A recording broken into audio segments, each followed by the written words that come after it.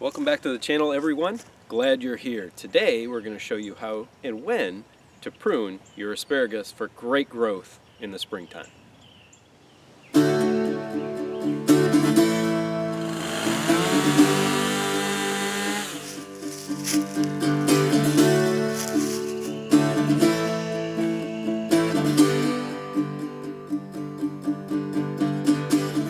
Alright, as you can see, we are here in our asparagus patch, and if you don't already know, this is what asparagus will look like when it shoots up and grows past the little spears that you're used to eating.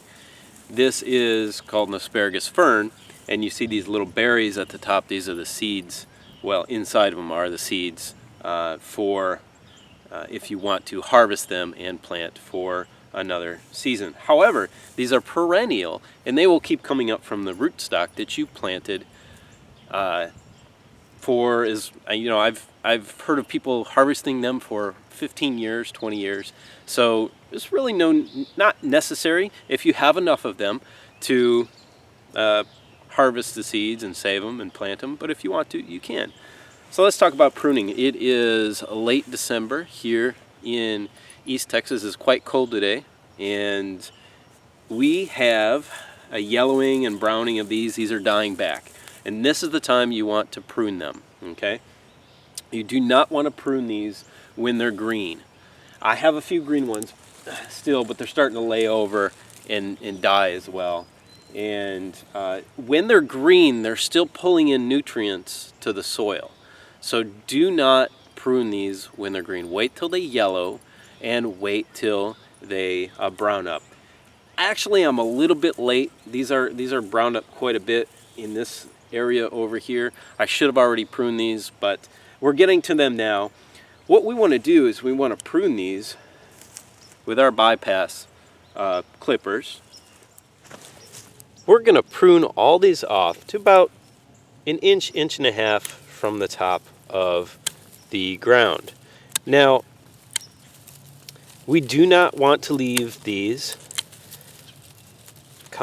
ferns laying here, because the asparagus beetle will overwinter in the tops of the ferns here, and they will get back into your asparagus next year. So you want to take them over and compost them, take them away from the garden and compost them.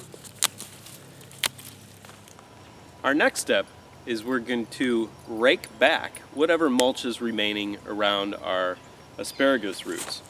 And we're going to take this back down to, wherever the bare soil is.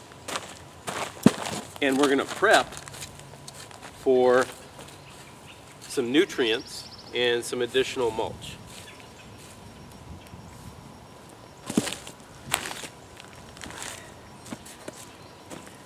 Now what I have here is some composted manure. We're just going to add a little bit, maybe an inch, between our asparagus roots.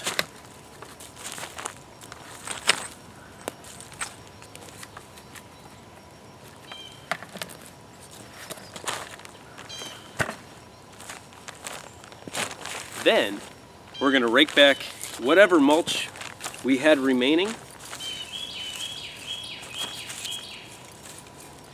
Rake that back up around your asparagus roots.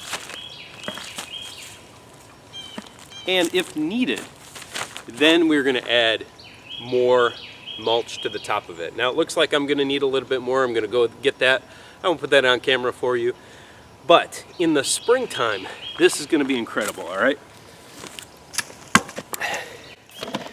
Just taking care of these with just a little bit of care, and you're going to have some amazing asparagus shoots come up in the spring. Now, you want to harvest your asparagus only through mid-June to early July, and that will give the asparagus the remainder of the year before it gets too cold for them, the remainder of that time to fern out and really start to pull those nutrients back into the soil and back into the root stock that you do have. Now, we have about 15 plants, and that should be good for our family. We have a family of 4. You can do a little bit more, and we might add some in the future. But this is a very good amount to have for your family. And one of the beautiful things about it is it's a perennial. So a little bit of care here in the winter time and a little bit of know-how, and you should be able to keep these things going. Like I said earlier in the video, I've known those who have kept them for 15 to 20 years. So anyway, thank you so much. Thanks for joining us. Thanks for hanging out with us. Thanks for subscribing. Thanks for sharing the video, and it helps when you share the video. Thanks for the thumbs up. That helps a lot as well, and we will see you on the next video. Have a great day. Bye.